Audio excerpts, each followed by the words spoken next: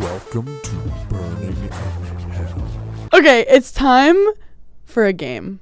Okay, we're already to the game. Wow. We flow. I knew that you'd be a good conversationalist. It's called the 7 Deadly Sins.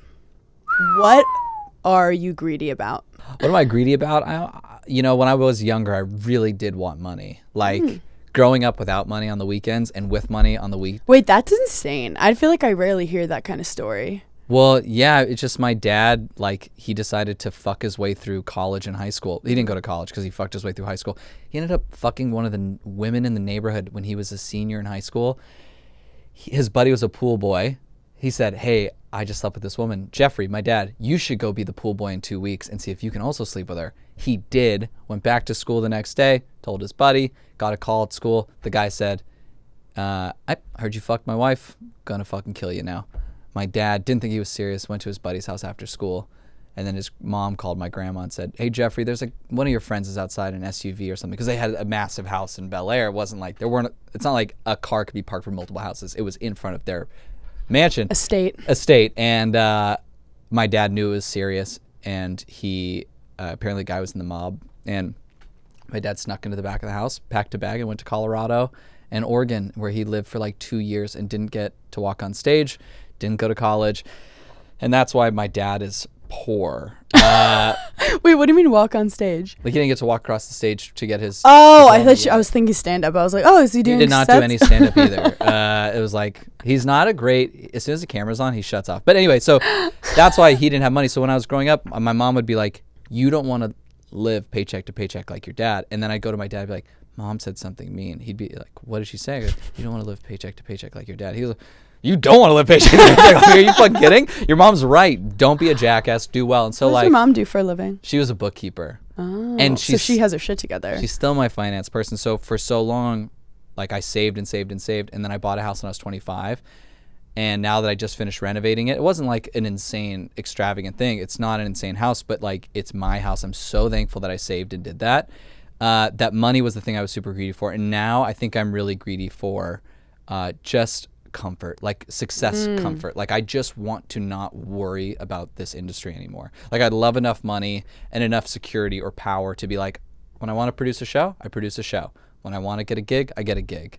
So that's kind of what people don't talk a lot about once you're making money, the different problems that arise, and also it's okay, well, now how much is it? And do you get that chase of I just need as much as possible, or more money, more problems? Oh. And you become a workaholic and want just extravagant amount for power, or you're you know what, if I hit this amount, I'll be happy. Who are you envious of? Who am I envious of? I'm envious of dumb people. Wait, that's the best answer I've ever gotten, because I know exactly what you mean. Yeah, there's a beauty. It's in the book by, have you ever read Siddhartha by Herman Hesse? No. You have to read it. I'm telling you right now, especially someone in our industry. It's my favorite book I've ever read. But basically this man is too smart for his own good and overthinks everything. And at some point he just realizes at the end of his life that the people he's been ridiculing, oh, they're just the masses. They're just dumb. They follow what everyone else says. But I'm looking for my own thing. At the end, he realizes, oh, that's childlike love that they have for the world. And I don't have that because I don't like the child version of myself. I never Oh, shit. And so for me, it was when I heard that, I was like, oh. That is so fascinating, because we all are chasing now, that moment when you're a kid, nothing going on in your head. You're just, smelling the leaves or whatever. And that you're not worried about taxes. You're not worried about the meeting the next day. And you now want to find that place, even though your whole life was, growing out of it. Ignorance is bliss. I did learn that in terms of when you're in the public eye, how it's actually okay to not know what articles are being written about you, what people are saying about you. At first I was no, you got to control, you got to know what's going on. And it's actually you can choose to just not know, and totally. How not knowledge is power. Oh, don't ever search your name in quotes on Twitter. No, because that's what people I haven't don't want searched to myself see. on Google in over a year. I don't have Google alerts. It's been incredible for my mental health. That's great. I don't know if I haven't searched myself on Google in years and years and years. Probably since I first got a TV show. In the beginning, it was kind of fun to Google yourself and your face was there. Yeah, that was fun. And then now you're oh Lord, I don't want to know. What are you gluttonous about? Gluttonous about? What do you overindulge in? I overindulge. What do I? That's like my thing is I don't really overindulge in anything. Wow. Like I'm too restrictive to like enjoy certain things. Yes. Meth would probably be it, I guess, because I guess that I do have a problem there. No. So you're not a let loose type of guy. Again, rarely, because when I was 18, I had like a YouTube channel that I thought I was famous with. Yeah. I wasn't, but like I had that fear of like, oh, I can't say anything bad or do anything bad. And then I would see my friends drink who are from the valley, the worst type of human ever. Yeah. And they would be getting fucked up and just saying insane YouTubers shit. Nowadays, they're like, all they do is cocaine, right? Oh, all of them. Yeah. Like, cocaine's insanely popular. And I've never done coke. Neither have I. Oh, my God. Hey, here's to I'm you. scared. Yeah, and we're both lying, right? No, I'm kidding. I really never have. I didn't drink till I was 27. Yeah. That was the first sip of alcohol I had. You also probably had I mean, not to psychoanalyze you, but you were scared of becoming your dad. I was scared of becoming my stepbrothers who were all drug addicts. That'll do it as well. All of it was. I always joke that like I never tried cocaine because like if I try it and I don't like it, then it's a bad night. And if I try it and then I do like it, then I like cocaine at 30. Yeah. When was the last time you experienced extreme wrath or anger? Do you ever like lose it? Never.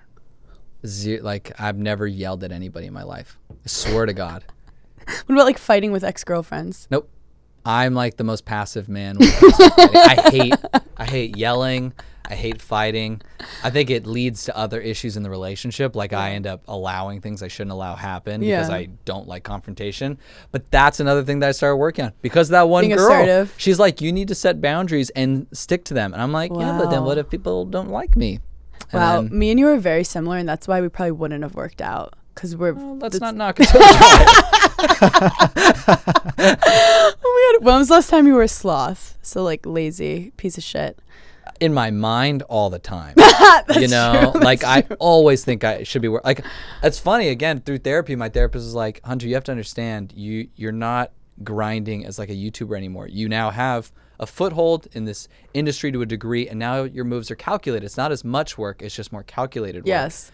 And so I told Work my mom, smart. work smart, not hard. I told my mom, I was like, Mom, got this great advice from my therapist. He said, it's about working smart, not hard, because I'm like a rocket ship and I've exited the atmosphere. And so now it's just little shh, shh, shh. And my mom goes, yeah, but don't you think you should work pretty fucking hard? And I was like, oh, you're the problem. You're the reason I'm this way. And that's when we figured it out. And I was like, Mom, you can't put that on me. I'm more successful than anybody I went to high school with. Mm-hmm.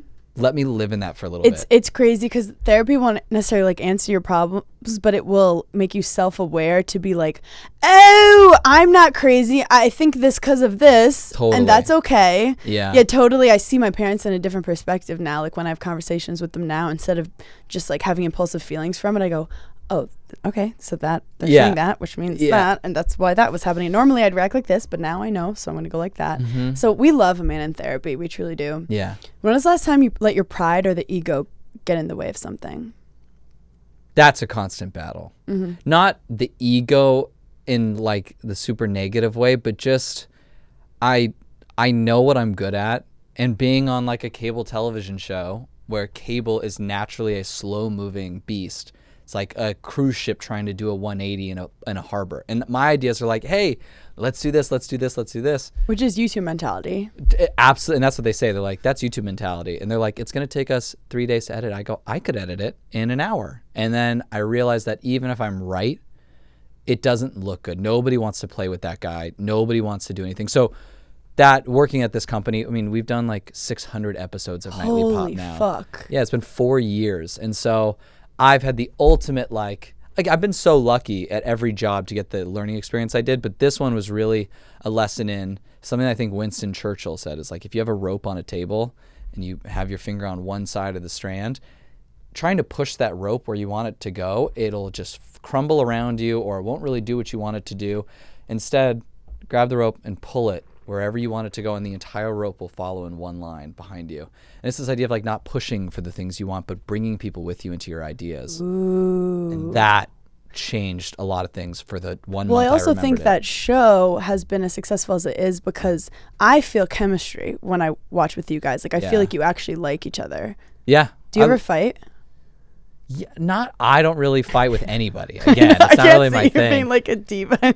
No, I'm usually the guy, like, they get mad at me because I'll go, it's not really a big deal. Oh yeah. You know, and they're like, You're like, Kimmy, Pete broke up. literally, Morgan says that shit to me all the time. She goes, Hunter, can you just fucking be a friend for a second? I'm like, one day you're going to realize that I was the only person actually helping you mentally. Like, everybody else is feeding into the drama, and it feels good and it's exciting because it's like seeing a car crash. I'm the person going, hey, it's probably not healthy to look at that car crash. What if there's someone in there? You know, what if it gets worse? What if you looking at it causes another crash? Stuff like that. And then they're like, you suck to talk to. When was the last time you lusted over someone? So who's your like celebrity crush? Every day. I'm like the horniest dude in the world. I love like being attracted to somebody. What's your like celebrity ideal type? It's weird because I normally do this question to like comics in New York, and Yeah. but like you guys, like you probably know a lot of the people. I don't know the ones that I like. I've always liked Dua Lipa. Oh yeah, Dua Lipa's up there right now. She's up there because she's got a big butt too, and that's like a big part of it for me. But she's probably the thinnest celebrity that I like. Most of them are like, I like, you know, like Rihanna. Yeah. And I like Meg Thee Stallion's pretty high up there. There was that one, Ashley Graham. She's pretty high up there. Yeah, she's gorgeous. Oh, I love her so much. But again, it's like then you do end up meeting these people and you're like, oh, they're normal and probably more fucked up than the people listening in your hometown. Final question. Okay. You've done great in hell. We've had some ups and downs, but you've done pretty well. Really? You're sweating, which makes me happy. What advice would you give on how to cope with your hell when you're in your darkness, when you're going through it, when it's really bad? Damn. I wish I would have prepped for this question because I could have like a Keanu Reeves moment, you know, where he said that one thing on Colbert and everyone was like, wow, that's amazing. It like restarted his whole career. Totally. Literally. Everyone was like, we love Like, Keanu. okay, Zaddy. Yeah. How do you cope with your own hell? I love this. This thing really helped me. I don't think it's for everybody, but Heroin. yeah, heroin. And that's the end of the podcast. This was something for me, again, when that person said, who do you cry to? I was like, I don't really have anybody. And then she's like, we talked about it, and I came up with this like analogy of every one of your relationships is like a tree, like a branch. Like your life is one tree, and every relationship is a branch. Every branch has like leaves on it. Those leaves are the experience that you have with that person or that group or whatever. But for me, I never was vulnerable with any of these people. I never opened up to any of them. It was purely make them laugh, make them like me. Trauma dumping is fun sometimes. I never did it though. I was against my thing because I didn't want to look vulnerable. And then we kind of talked about it and realized that those were the roots of the tree. So as soon as there's any turmoil in your life and turmoil in their life or in each other's life, that tree will fall down. And you'll end up, you know, alone because you didn't show them who you really were and kind of open up. So I've been putting some roots down lately. I've been rooting a lot of people. I've been calling some people just sobbing. I called one. I told my best friend, I was like, hey, man, this is what's going on. I'm really embarrassed to tell you. And he's like, no, you can tell me. Dude, I'm going through something similar. And he had never opened up to me about that. And it was just two dudes kind of like holding each other. We were like edging tears, you know? Just like... We were like, bro, I can let it go if you're ready to let it go. Do you want to last a little longer? Like, you do it first, and then I swear to God, I'll be right fucking behind you, man. But yeah, we didn't fully cry. We were like walking and like not really looking each other in the eye, talking. It was so cute. And then don't you feel so much closer to him in terms of your friendship? Became like a best friend almost in that moment of like, this is a relationship I don't want to lose. Because I was always willing to like, if people left my life, I'd be like, no, yeah, whatever, that's fine. Yeah. Do your thing.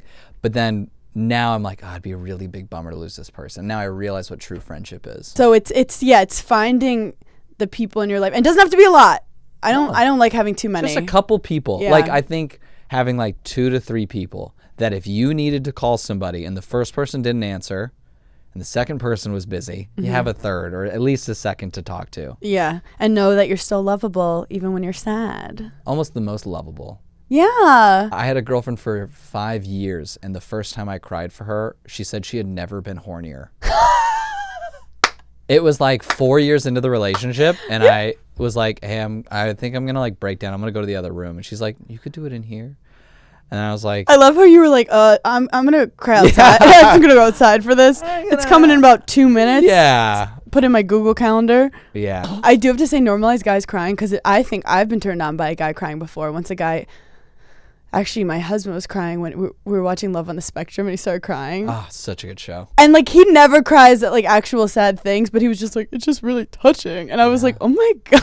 You loved it? But I loved it, but then like he didn't really cry on our wedding and I was like, Ooh, yeah. So actually, thanks for reminding me. I have to text him about that. Anyway, thank you so much for coming to Hell. Where can people watch you, follow you? Give me the tea. Yeah, I guess just on Instagram at Hunter March, and then from there you'll get all the info for the show for Nightly Pop. Amazing. And you're a good follow too. You're a good follow. I try to just post fun stuff. Just light, airy, fun things. I don't need people not to like me. We've gone over this. I am not posting anything that can be judged. Thank you guys so much. We'll talk to you later. Bye. Bye-bye.